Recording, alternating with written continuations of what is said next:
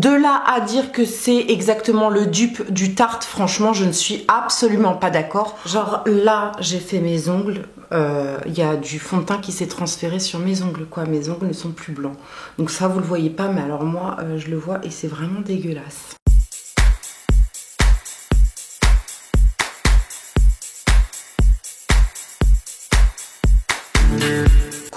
J'espère que vous allez bien. Aujourd'hui on va parler maquillage et je vais vous faire une revue d'un produit qui fait beaucoup de bruit sur la toile. Juste avant de commencer la vidéo, passage obligé, je vous invite à vous abonner à la chaîne. C'est gratuit et ça me fait trop plaisir de voir la chaîne grandir petit à petit avec vous. N'hésitez pas à activer la petite cloche pour être informé de toutes les nouvelles publications et n'hésitez pas également de passer par mon Utip. Vous regardez une pub de 30 secondes et moi ça me rapporte 4 centimes, ça me permet d'avoir du temps pour vous créer du contenu sur YouTube et ça me permet aussi d'acheter du matos.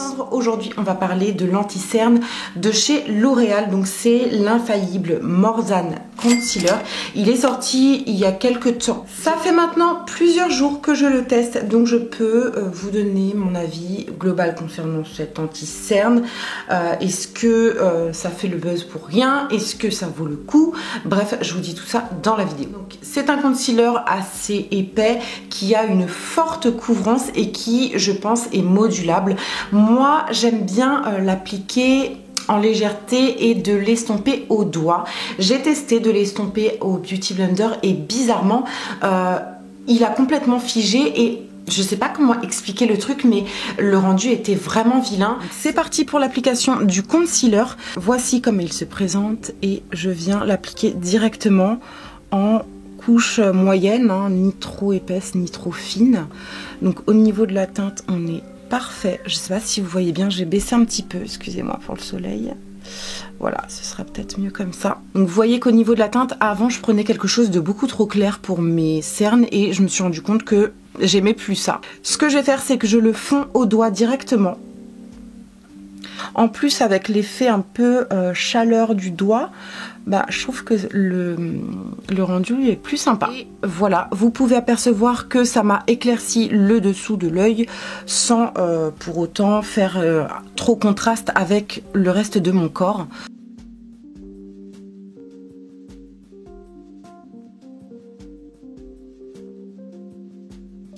Ce que je vais faire, c'est que je vais terminer mon maquillage. Je vais poudrer un seul côté de mon visage pour voir ce que ça donne et comment ça évolue.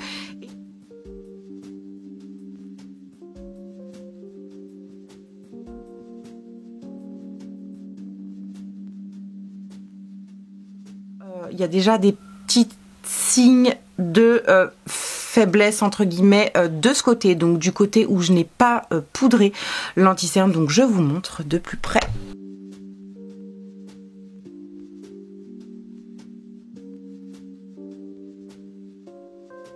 J'ai fait un test produit concernant un fond de teint récemment et je vous invite à aller voir ce que j'en pense. C'est le fond de teint de chez NYX, le Can't Stop Won't Stop, et j'avais porté le concealer en même temps.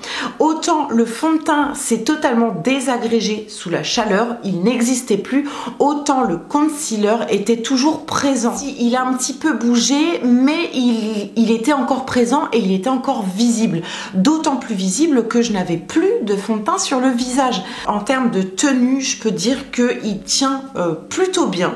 Je sais pas s'il promettait une tenue 24 heures ou je sais pas 48 heures, 72 heures ou 36 semaines. Personnellement, je m'en fous. Du moment qu'il tient sur ma journée ou sur ma soirée, ça me suffit. Je me démaquille, j'ai pas besoin qu'un produit tienne 24 heures. Donc là, en tout cas, c'est pas indiqué sur le packaging. Il y a marqué haute couvrance, locale ou tout le visage. Donc, a priori, il peut faire office de fond de teint. Alors, je l'ai pas testé sous cette forme. C'est très con quand même. C'est très con pour un produit qui se dit aussi bien couvrant pour le concealer et couvrant pour le teint.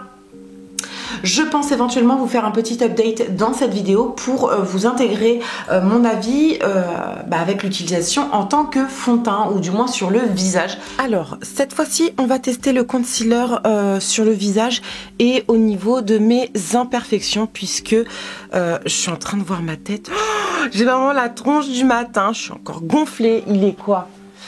8h08, quelqu'un pense à moi. Et aujourd'hui, j'ai appliqué ceci sur mon visage. Vu qu'il n'y a pas une couvrance extrême avec la bébé crème, je vais essayer de planquer mes imperfections avec ça. Donc, let's go, c'est parti.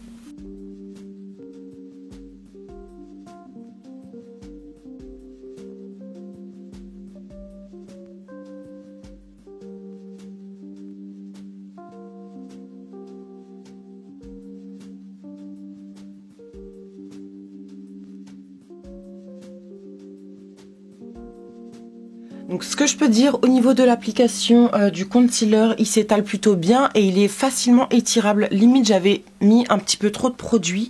Ça a bien planqué ce qu'il y avait à planquer. Donc voilà, après oui, j'ai toujours mes petits boutons en relief, mais bon ça on peut pas y faire grand chose. Donc je vais terminer mon maquillage et puis je reviendrai vers vous tout à l'heure. Petit update concernant le concealer au niveau du visage, il est 16h. J'ai passé une journée normale à la maison. C'est-à-dire que j'ai fait mon ménage et je suis encore en train de faire le ménage. C'est bien, on voit pas l'aspi. Ménage, rangement, déménagement des meubles, déplacement et tout. J'ai fait également un tournage plein d'essayages pour une vidéo haul et j'ai également fait la cuisine. Ça, c'est une journée un petit peu typique hein, dans ma vie. Il fait très chaud, j'ai transpiré, j'ai bougé et tout. Là, j'ai qu'une envie, c'est de prendre une douche, vous voyez. Je vais essayer de vous faire des petites prise de vue pour que vous voyez de quoi je parle. Seconde chose que j'ai pu noter, ça marque les zones de sécheresse. Je vais essayer de me déplacer avec vous, hein. Alors, attendez que je vous démonte. Je suis absolument pas coiffée, non mais je fais mon ménage en même temps. Je vous dis, regardez, il y a l'aspirateur encore.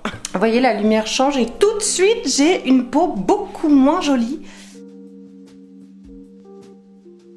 Nous voici sur un autre jour puisque en vous tournant cette vidéo, j'ai réalisé que je n'avais pas testé l'anti-cerne en tant que fond de teint comme indiqué sur le site et sur le packaging. Il est dit qu'il est 2 en 1, donc aujourd'hui c'est ce qu'on va faire. Je sors tout juste de ma douche, je ne suis absolument pas maquillée, j'ai rien sur le visage à part ma crème hydratante de chez Aromazone. Donc on va voir ce que ça donne. Comme d'habitude, j'ai mes cicatrices d'acné, j'ai des taches pigmentaires qui apparaissent petit à petit en voyant l'été arrivé, n'est-ce pas? Et j'ai un petit peu d'acné, hein.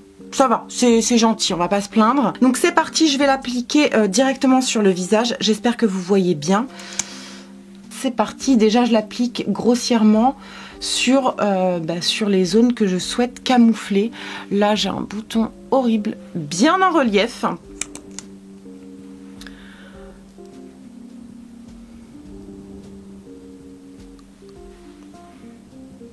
Je prends mon Beauty Blender et je tapote, je l'étale. Au niveau de la teinte, on est encore très bien, franchement. C'est vraiment parfait.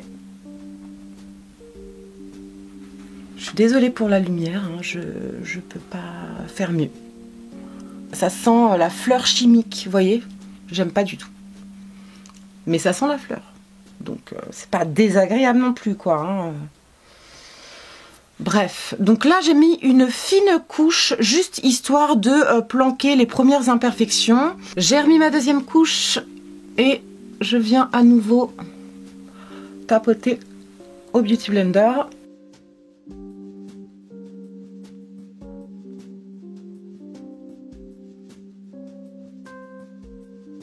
Je l'ai appliqué en tant que fond de teint et en tant que anti-cerne et je vais choisir aujourd'hui de pas forcément le poudrer pour ne pas être trompée par d'autres produits et pour voir ce que ça donne en termes de tenue, de rendu, etc.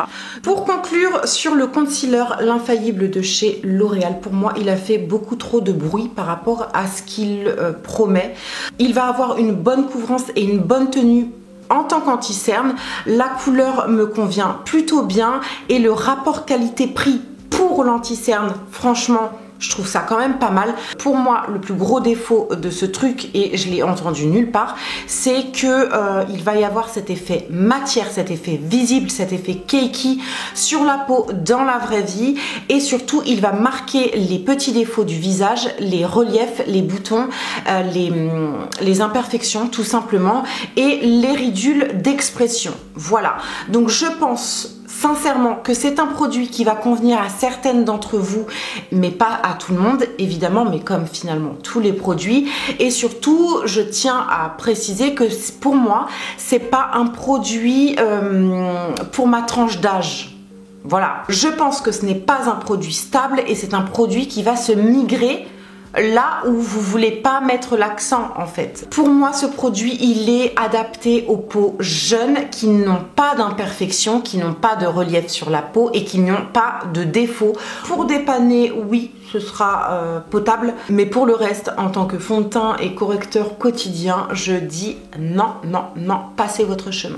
Voilà YouTube, j'ai terminé avec cette vidéo revue. J'espère que je vous ai montré tous les aspects de ce produit. J'espère que ça a été assez complet. Si j'ai oublié des choses, n'hésitez pas à me dire tout ça dans les commentaires, je vous attends. En attendant la prochaine vidéo, le prochain vlog, la prochaine revue ou que sais-je, je vous embrasse très fort, passez d'excellentes vacances et puis soyez inspirés. Ciao!